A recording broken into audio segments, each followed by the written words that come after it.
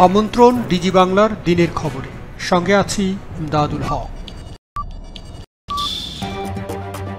শুরুতেই শিরোনাম। দেশেই যুদ্ধবিমান তৈরির আশা প্রধানমন্ত্রীর। বৃহস্পতিবার থেকে শুরু হচ্ছে জাতীয় ব্লকচেইন অলিম্পিয়াড। পানি সম্পদের সুরক্ষায় খোঁজ চলছে টেকসই প্রযুক্তির। স্পটিফাইয়ে যুক্ত হচ্ছে বাংলা গান। অস্ট্রেলিয়ায় নিউজ পেজ খুলে দেবে ফেসবুক। সিঙ্গাপুরে ডেলের গবেষণা কেন্দ্র চালু। নিরাপত্তা আপডেটের সময়সীমা 4 বছর বাড়ালো স্যামসাং। এবং $5 লাখ বিক্রি হবে প্লেস্টেশন 5। যাচ্ছি বিস্তারিত খবরে। দেশেই যুদ্ধবিমান তৈরির আশা প্রধানমন্ত্রীর। দেশেই যুদ্ধবিমান তৈরির আশাবাদ ব্যক্ত করেছেন প্রধানমন্ত্রী শেখ হাসিনা। মঙ্গলবার যশোরের বীরশ্রেষ্ঠ মতিউর রহমান বিমান বাহিনী ঘাঁটিতে অনুষ্ঠিত জাতীয় পতাকা প্রদান অনুষ্ঠানে দেয়া ভাষণে এই আশাবাদ ব্যক্ত করেছেন সরকার প্রধান। আমাদের একটা আকাঙ্ক্ষা আছে যে বাংলাদেশেই আমরা আমাদের যুদ্ধ বিমান তৈরি করতে পারবো। কাজে এর উপর গবেষণা করা এবং আমাদের আকাশ সীমা রক্ষা আমরা নিজেরাও যেন করতে পারি, সেইভাবে আমরা প্রস্তুতি নিচ্ছি। অনুষ্ঠানে গণভবন থেকে ভিডিও কনফারেন্সে যুক্ত হন প্রধানমন্ত্রী। প্রধানমন্ত্রীর পক্ষে বিমান বাহিনী ঘাঁটি বীরশ্রেষ্ঠ মতিউর রহমান প্রান্তে B-11 এবং 21 স্কোয়াড্রনকে ন্যাশনাল স্ট্যান্ডার্ড প্রদান করেন বিমান বাহিনী প্রধান air chief marshal Masihuzzaman Serniabat. বৃহস্পতিবার শুরু হচ্ছে জাতীয় ব্লকচেইন অলিম্পিয়াড। আগামী 2রা ফেব্রুয়ারি শুরু হচ্ছে 3 দিনব্যাপী বাংলাদেশ ব্লকচেইন অলিম্পিয়াড। এরপর আগামী 2 থেকে 4 জুলাই আন্তর্জাতিক অলিম্পিয়াডও হবে ঢাকার বঙ্গবন্ধু আন্তর্জাতিক সম্মেলন কেন্দ্রে। অবশ্য এই আয়োজন চলবে ভার্চুয়াল মাধ্যমেও। মঙ্গলবার আইসিটি টাওয়ারে অনুষ্ঠিত সংবাদ সম্মেলনে এসব তথ্য জানানো হয়। অনুষ্ঠানে প্রধান অতিথির বক্তব্যে ব্লকচেইন অলিম্পিয়াড জাল জালিয়াতি এমনকি পুঁজিবাজার থেকে ব্রোকারদের নিশ্চিহ্ন করবে বলে আশাবাদ ব্যক্ত করেন তথ্য ও যোগাযোগ প্রযুক্তি প্রতিমন্ত্রী জুনায়েদ আহমেদ পলক। দালিলিক সনদ যেগুলো আমরা করি, আমাদের সার্টিফিকেটের বাইরে যখন ল্যান্ড রেজিস্ট্রেশন হয়, আমরা কিন্তু দেখি যে মিউটেশন নিয়ে একটা বিরাট প্রবলেম ছিল, যে একজনের জমি আরেকজনের নামে রেকর্ড হয়ে গেছে, কিংবা একজনের জমি আরেকজন রেজিস্ট্রি করে দিয়েছে। এই ধরনের আর কোনো প্রতারণা ভবিষ্যতে আমরা হতে দিতে চাই না। তার জন্য আমরা এই যে ডিড রেজিস্ট্রেশন, ল্যান্ডের যে ইমিউটেশন, এগুলো সবগুলো জায়গায় আমরা ব্লকচেইন টেকনোলজি ব্যবহার করতে চাই। একই রকমভাবে আমাদের যে সিকিউরিটি এক্সচেঞ্জ কমিশন SEC, সেখানেও আপনারা খেয়াল করে দেখবেন যে যখন কোনো লিমিটেড কোম্পানি যখন রেজিস্টার করে সিকিউরিটি এক্সচেঞ্জ কমিশনে, যখন তারা শেয়ার ছাড়ে মার্কেটে, তখনও কিন্তু এই শেয়ার প্রদানকারী আর শেয়ার ক্রেতা কিংবা গ্রহণকারী, তাদের মধ্যে এক ধরনের চক্র ঢুকে যায়, ব্রোকার। সেটাও কিন্তু পুরোটাকেই নিশ্চিহ্ন করে দেওয়া সম্ভব ব্লকচেইন টেকনোলজির মাধ্যমে। অনুষ্ঠানে আরও বক্তব্য রাখেন ব্লকচেইন অলিম্পিয়াড বাংলাদেশের সমন্বয়ক হাবিবুল্লাহ নিয়ামুল করিম এবং বাংলাদেশ কম্পিউটার কাউন্সিলের নির্বাহী পরিচালক পার্থপ্রতিম দেব। বাংলাদেশের তরুণ তরুণীরা যে মেধা তাদের দেখিয়েছে গত বছরের ব্লকচেইন অলিম্পিয়াড বাংলাদেশে, আমরা ওনাকে আশ্বস্ত করতে চাই যে এই তরুণরা আমাদের পৃথিবীর বুকে মুখ আরও বেশি উজ্জ্বল করবে। বাংলাদেশে ব্লকচেইন প্রযুক্তির অফিসিয়ালি আমরাই এই ICT বিভাগ কিন্তু শুরু করে, আমরা প্রথম প্রাইমারি শিক্ষকদের নিয়ে আমরা একটা পাইলট করি। প্রাইমারি শিক্ষকদের পেনশন কিভাবে আমরা এই পেনশন বুকটা কিভাবে ব্লকচেইনের মাধ্যমে সিকিউর করা যায়। তারপর বাংলাদেশ কম্পিউটার কাউন্সিলের স্যার বলেছেন যে BKIICTর যে সমস্ত ট্রেনিং সার্টিফিকেটগুলো দেওয়া হচ্ছে, সেখানে এটা সফল ব্যবহার করেছি। এছাড়াও অনলাইনে সংযুক্ত হয়ে বক্তব্য রাখেন ব্লকচেইন অলিম্পিয়াড বাংলাদেশের আহ্বায়ক অধ্যাপক ডক্টর কায়কোবাদ। ব্লকচেইন প্রযুক্তি ব্যবহার করি, তাহলে বিভিন্ন দলিল পত্রাদির যোগ্য মূল্যায়ন হবে। আমরা জানতে পারবো যে কোনো ডকুমেন্ট সেটা সঠিক কিনা, এবং এছাড়া আমাদের জাতীয় জীবনের নানা ক্ষেত্রে, সেটা হোক একটি ঔষধ, সেটা যথাযথভাবে তৈরি হয়েছে কিনা, জমির দলিল পত্রাদি, অন্য সকল ক্ষেত্রেই ব্লকচেইন অত্যন্ত গুরুত্বপূর্ণ ভূমিকা পালন করবে। ভার্চুয়াল প্ল্যাটফর্ম ব্যবহার করে কিভাবে ব্লকচেইন অলিম্পিয়াড অংশ নেওয়া যাবে তা তুলে ধরেন ব্লকচেইন অলিম্পিয়াড বাংলাদেশের সচিব মোসাম্মদ তাহমিনা শারমিন। এটা হচ্ছে আমাদের প্লেনারি, যেখানে আমাদের ওপেনিং সেরেমনি, 4টা সেমিনার ও অ্যাওয়ার্ড সেরেমনিটা অনুষ্ঠিত হবে। এরপর আমরা চলে যাব আমাদের এক্সিবিটস হলে। এখানে আমাদের সব টিমদের বুথ, ভার্চুয়াল বুথ হচ্ছে এটা তাদের, যেটা আমাদের ফিজিক্যালি বিআইসিসিতে সেলিব্রিটি হলে হবে। এখানে যেই বুথটাতে আমরা ক্লিক করব সেই বুথের পার্টিসিপেন্টসদের তথ্য আমরা দেখতে পারবো। সংবাদ সম্মেলনে জানানো হয়, জাতীয় অলিম্পিয়াডের দ্বিতীয় এই আসরে যোগ দিতে ইতোমধ্যেই সারা দেশের 70টি বিশ্ববিদ্যালয় থেকে 256টি দল আবেদন করেছে। মান বিবেচনায় চূড়ান্ত পর্বে মনোনীত হয়েছে 40টি দল, আর এদের মধ্য থেকে আন্তর্জাতিক পর্বে প্রতিযোগিতায় নির্বাচিত হবে 12টি শীর্ষ দল। অনুষ্ঠানে প্রধান অতিথির বক্তব্যে ব্লকচেইন ইতোমধ্যেই ফাউন্ডেশন টেকনোলজি হিসেবে প্রতিষ্ঠিত হয়েছে বলে মন্তব্য করেন জুনায়েদ আহমেদ পলক। ব্লকচেইনকে আমরা একটা ফাউন্ডেশন টেকনোলজি হিসেবে বিবেচনায় নিয়েছি, অর্থাৎ এই ফাউন্ডেশনের ওপরেই আমাদের বিভিন্ন সফটওয়্যার, সলিউশন, প্ল্যাটফর্ম আমরা তৈরি করব এবং যেটার বহুমুখী ব্যবহার আমরা করতে পারবো।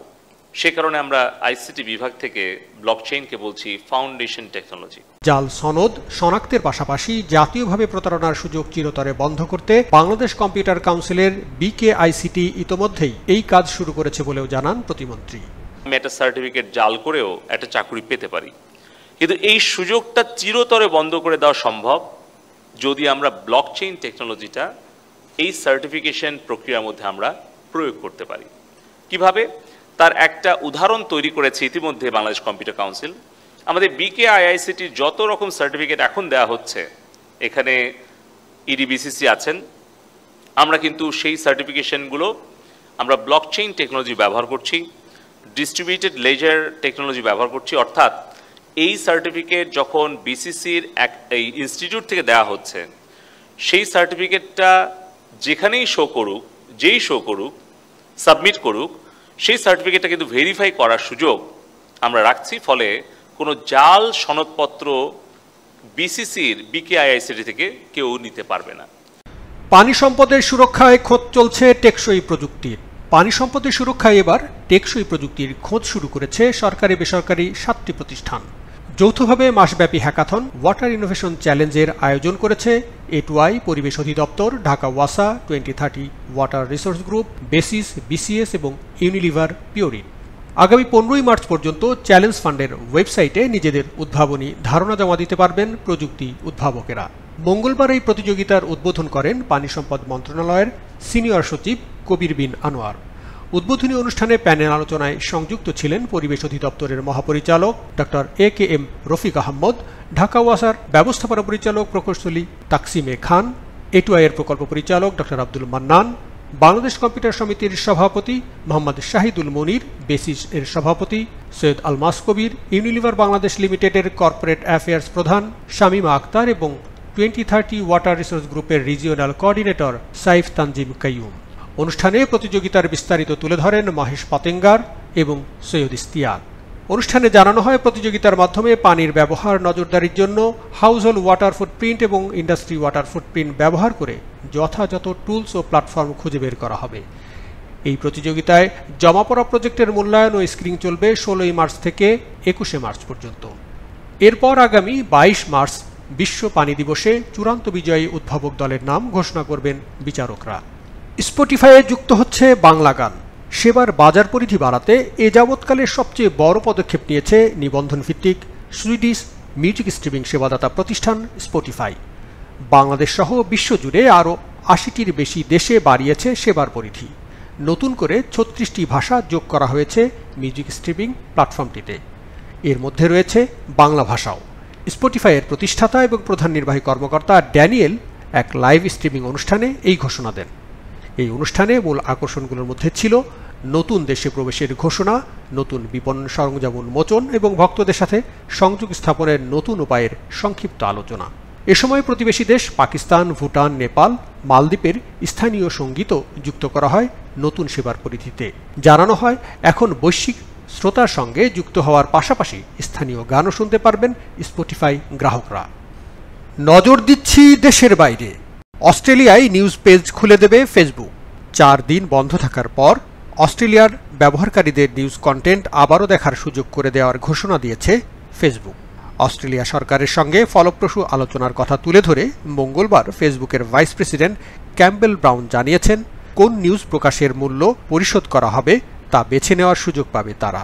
সেই পরিপ্রেক্ষিতে তারা নিউজ পেজ খুলে দিতে যাচ্ছে। সংবাদ প্রকাশকদের সঙ্গে আয় ভাগাভাগির এই আইন নিয়ে বিরোধের জেরে গত বৃহস্পতিবার থেকে ফেসবুকের নিউজ পেজ থেকে বঞ্চিত রয়েছেন দেশটির ফেসবুক ব্যবহারকারীরা। এখন এই আইনে সংশোধনী আনা হবে জানিয়ে মঙ্গলবার অস্ট্রেলিয়ার অর্থমন্ত্রী জোস ফ্রাইডেনবার্গ জানিয়েছেন, এর আগেই ফেসবুক ব্যবহারকারীদের নিউজ দেখার সুযোগ করে দেবে। আগামী কয়েকদিনের মধ্যেই নিউজ পেজের উপর থেকে নিষেধাজ্ঞা উঠিয়ে নেওয়ার প্রতিশ্রুতি দিয়েছেন ফেসবুকের সিইও মার্ক জাকারবার্গ। এর আগে সংবাদ প্রতিষ্ঠান এবং টেক জায়ান্টদের মধ্যে ন্যায্য দর কষাকষি নিশ্চিত করার লক্ষ্যেই আইনটি প্রণয়ন করে অস্ট্রেলিয়ার নিয়ন্ত্রক সংস্থা। তারা চাইছেন সংবাদ মাধ্যমের খবর প্রকাশ করলে ফেসবুক এবং গুগলের মতো প্রযুক্তি প্রতিষ্ঠানগুলোর কাছ থেকে অর্থ আদায়ের একটি যৌক্তিক সমাধান তুলে ধরতে। অস্ট্রেলিয়ার আইনটি বিশ্বজুড়ে একটি টেস্ট কেস বলে বিবেচনা করা হচ্ছে, তবে এর জোরালো বিরোধিতা করেছে ফেসবুক ও গুগল। আইন না মেনে বরং দেশটিতে নিউজ শেয়ারিং সেবা বন্ধ করে দেয় ফেসবুক। সিঙ্গাপুরে ডেলের গবেষণা কেন্দ্র চালু। মার্কিন যুক্তরাষ্ট্রের বাইরে প্রথম গবেষণা উন্নয়ন কেন্দ্র খুলেছে ডেল টেকনোলজিস। 5 কোটি মার্কিন ডলার খরচে সিঙ্গাপুরে এই কেন্দ্রটি বানিয়েছে প্রযুক্তি জায়ান্ট মার্কিন প্রতিষ্ঠানটি।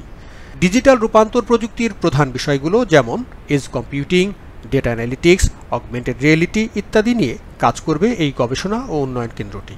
কেন্দ্রটিতে ব্যবহারকারীর অভিজ্ঞতা উন্নয়নে একটি বিশেষ দল কাজ করবে বলে জানিয়েছেন ডেলের এশিয়া প্যাসিফিক, জাপান এবং গ্লোবাল ডিজিটাল সিটির প্রেসিডেন্ট অমিত মৃধা। তার ভাষ্য, এজন্য শুধুমাত্র চলতি বছরে কেন্দ্রটিতে $23 মিলিয়ন বিনিয়োগ করা হচ্ছে। নতুন এই গবেষণা উন্নয়ন কেন্দ্রের জন্য এবছরের শেষ নাগাদ নকশাবিদ ও ডেভেলপার সহ 160 জনের অধিক নতুন লোকবল নিয়োগ করা হবে। নিরাপত্তা আপডেটের সময়সীমা 4 বছর বাড়ালো স্যামসাং। স্যামসাং তাদের স্মার্টফোনের নিরাপত্তা বাড়াতে জোরালো পদক্ষেপ নিয়েছে। চিরাচরিত আপডেট সময়সীমা বৃদ্ধি করেছে দক্ষিণ কোরিয়ার ইলেকট্রনিক্স জায়ান্টটি। 2019 থেকে বাজারে আসা জেড, এস, নোট, এম, এক্সকভার এবং ট্যাব সিরিজের সকল গ্যালাক্সি ফোন অন্তত 4 বছর নিরাপত্তা আপডেট পাবে বলে জানানো হয়েছে।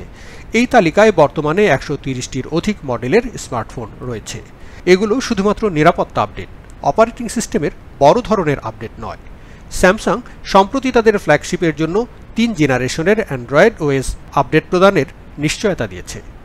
তবে নিরাপত্তা আপডেটের বিষয়টি সম্পূর্ণ আলাদা।